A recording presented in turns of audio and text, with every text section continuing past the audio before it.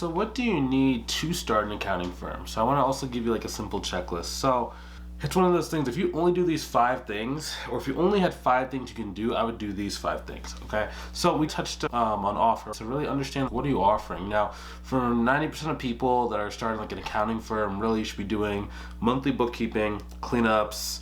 Those 2 services should be your main. If you want to delve into tax, I would recommend doing more tax planning, maybe a little business returns and tax preps and entity formation structuring. So those are probably the services that you should have. Now, for me, what I was doing when I was getting started was I would literally take I have a writing pad that I do a lot of stuff on, and I would write down every single service I could offer, and I would have a range. Or, for example, for filing someone's LLC, I would charge like $500, $800.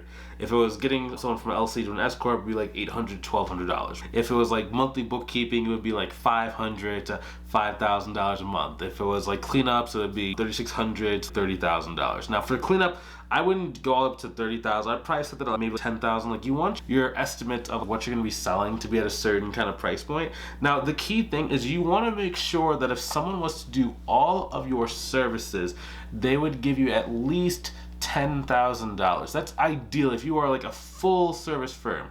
And that's like just the large ones, right? So that's not counting if you do payroll. That's not counting if you also do like personal taxes. Now, I would probably not do personal taxes unless I'm doing like their business return. It's just, yes, $450 is good, but it's when you're trying to reach 6 figures a year, you don't want to have so many different things pulling you in many different directions, right? So in order to make significant money with doing like just strictly tax prep at $450, what is that? What's $100,000 divided by 450?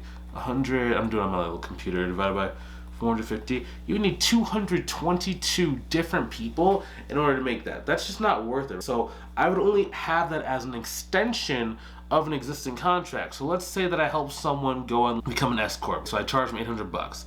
Then I'm also gonna have to clean them up. So let's say that they're a pretty small company. I'm gonna charge them $5,000, right? And like, we have pricing calculators inside of our mentorship program. Like, we give you pricing calculators that can do all this math for you, but I'm just doing this for you here so you have a better understanding.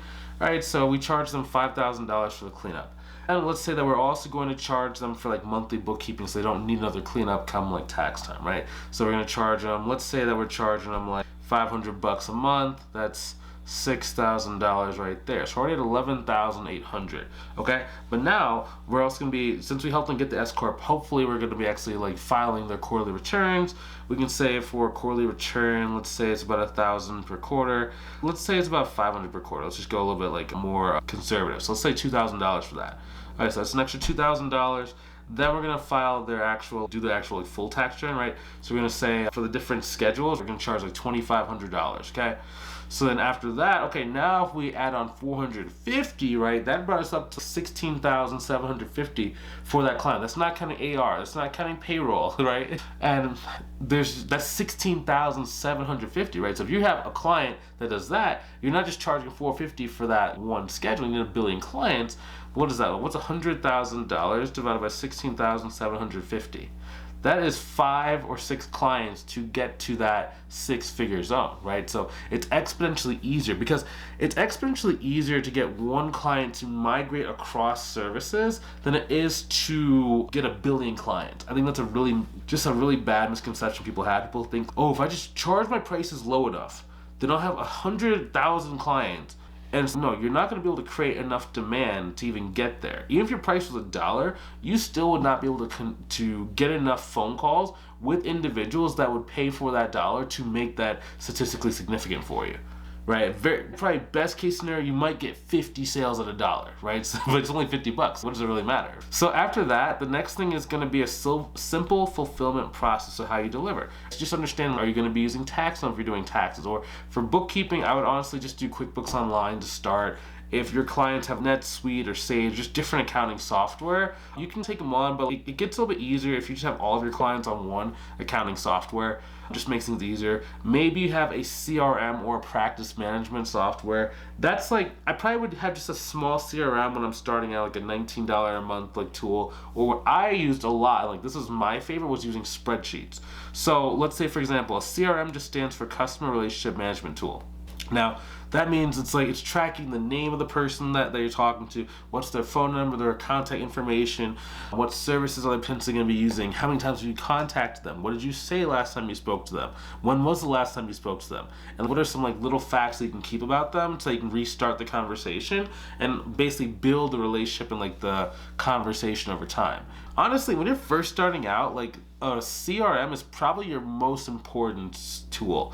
Once you crack $5,000 a month, that's when you should probably get like either a client relationship management tool. There's one called Financial Sense, and that can just store all that kind of information, and it can also like really help with you managing your clients as well. It'll help you keep track of different projects and different things. I'm not affiliated with Financial Sense. I just met the owner a number of years ago, so it's just something cool that I like sharing with people.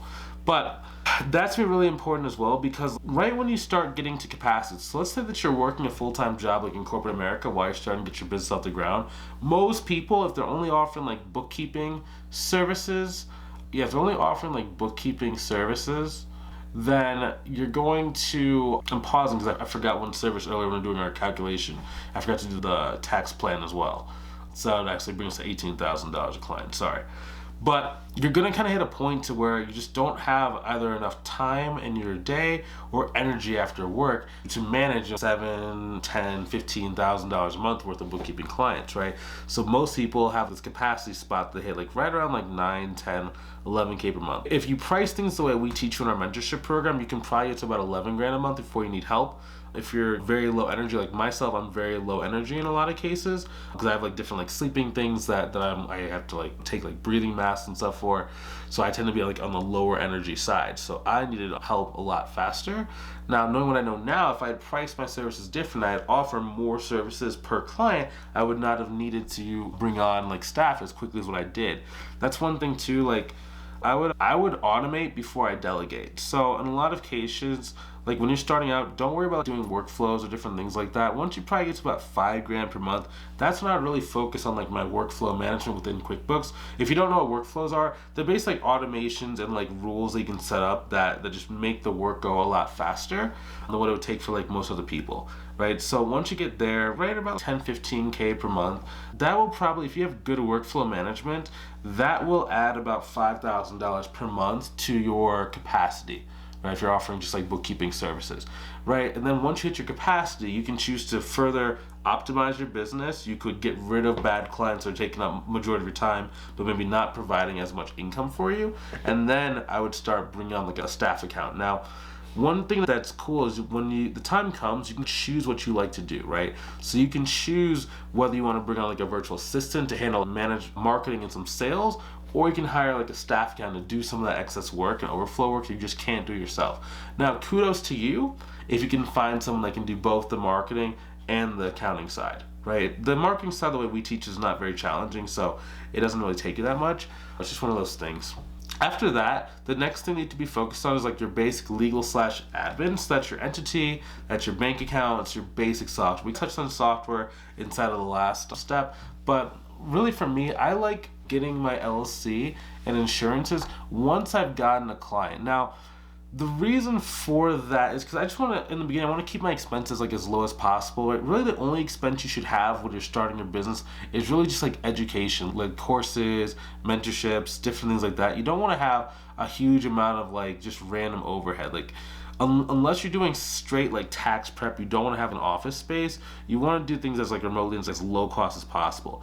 Now, the cool thing that like with me is like the way my mind works is like the minute that I get a payment or the minute that like something gives me revenue, I'm like basically in it for as long as it takes, right? Because there's no reason really to stop. But when you have a bunch of, the opposite's true. So if I have like a bunch of expenses, I'm losing $1,000, $2,000 a month because I have a $1,500 a month office space, I have $500 a month of just random costs, printer costs, just everything, it gets very demoralizing very quickly, right? So you want to go the opposite direction. So you want to start getting some revenue inside the business, and then maybe then you start bringing on more like things. So entity, let's say you're gonna start with the LLC, right? I'd really go for the LLC right once you've gotten your first client while you're in that onboarding period. So for your first client, as soon as you get payment, like for most people, I recommend you get paid up front if possible for your, let's say, monthly bookkeeping or cleanup. You want to get paid up front so I can take that money and now become official, right? So I'm going to take that money, I'm going to go and apply apply for LLC.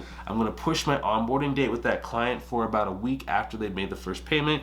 It takes about 1-2 weeks for you to get the paperwork back for your LLC in a lot of cases. So that's part of there. After that, I would actually go and contact like an insurance agent for getting like E&O insurance, and just talking to the different types of insurance levels and insurance types that you need, especially for the different services. If you're just doing bookkeeping, monthly bookkeeping, it's a little bit different than if you're doing tax strategy, tax planning, etc. There's a little bit more liability involved in there, depending on the size client you're working with.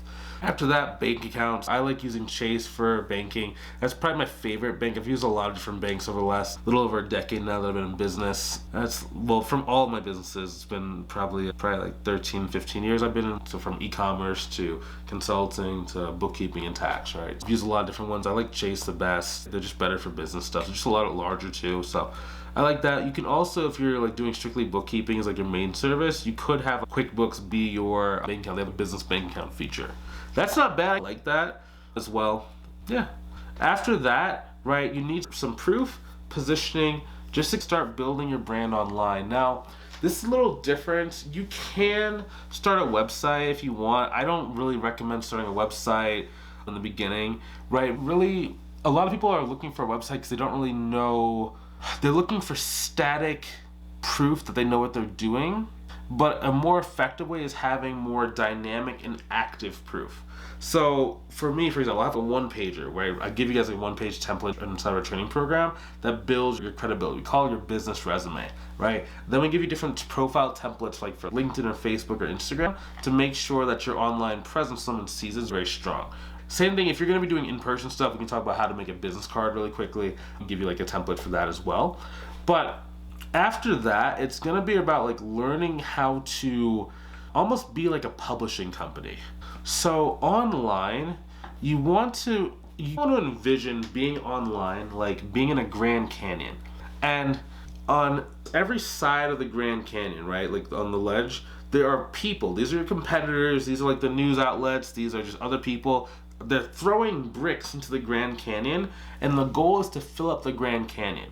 Now, whoever has the most bricks in there, it does not like they all win, but like it basically adds up. The more bricks you have, the more money you're gonna make over time. So there's room for everyone, right? If you throw one brick in there, it could be $1. That's what that brick is worth. But if someone has thrown in 10 million bricks, they're gonna get $10 million out of it, right? So you're basically trying to throw your bricks into the canyon that will add up over time. That's what content is, right? So whether it's a written content, a blog content, a written post on social media, you have to start getting those out there. Now, in the beginning, you don't necessarily have to, like we do teach people how to grow the business without making content, but the content will take over once you start getting so busy, you don't have time to do straight marketing or sales the same way.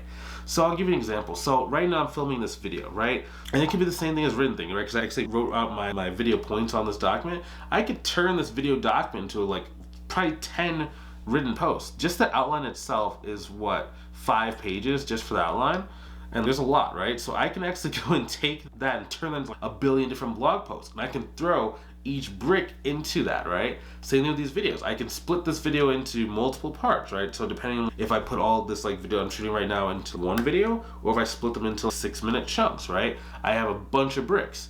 I can also, if I'm on Instagram or YouTube, I can take 1-minute segments of this piece of content and I can just throw it up, and every brick's $1, right? So it's like, it gets easier over time because this 30-minute block can be used probably 50 to 70 different ways. And I only have to do it every once in a while. I don't have to be doing so much. Versus like where most traditional marketing, we're gonna talk about marketing either in this video or the next video, it's gonna be more like, it's more consistent. Now for my personality type, and this is like the next thing actually, is talking about really like lead flow, right?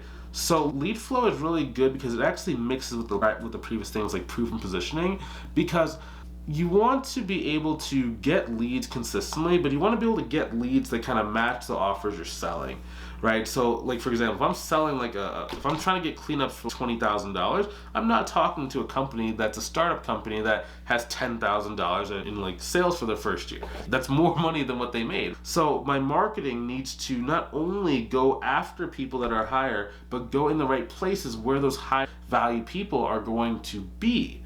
And then once I start making the content needs to speak to those problems, right? So I'm throwing bricks in the Grand Canyon, but I'm only throwing bricks that are going to be the right size. It's almost like fishing, right? So you need different bait and different fishing locations to get different types of fish, right? So you can go to a little catfish farm and throw your little like line in the water at a catfish farm to get some catfish. But if you're trying to go after like a whale or like a swordfish, you got to go into a bigger pond. You have to go into the ocean, right? Then you have to use a bigger reel. You have to use different bait. Maybe use a net, right? Versus a single little hook in the water. So it's the same thing when it comes to like positioning, lead flow, and like really getting that proof out. Now for me, I'd recommend for most people, it's like you want to get specialized at one main way that you get clients and then like one tertiary content style.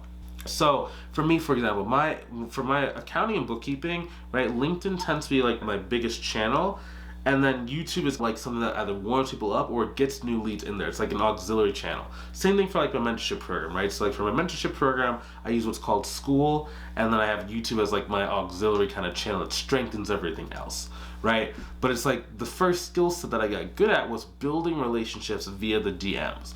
Now, a lot of people, they don't really understand that, and it's scary when you're first getting started, but once you get the hang of it, it's so simple. And like, we're gonna talk about that either on this channel, leave like a whole video dedicated to it. But yeah,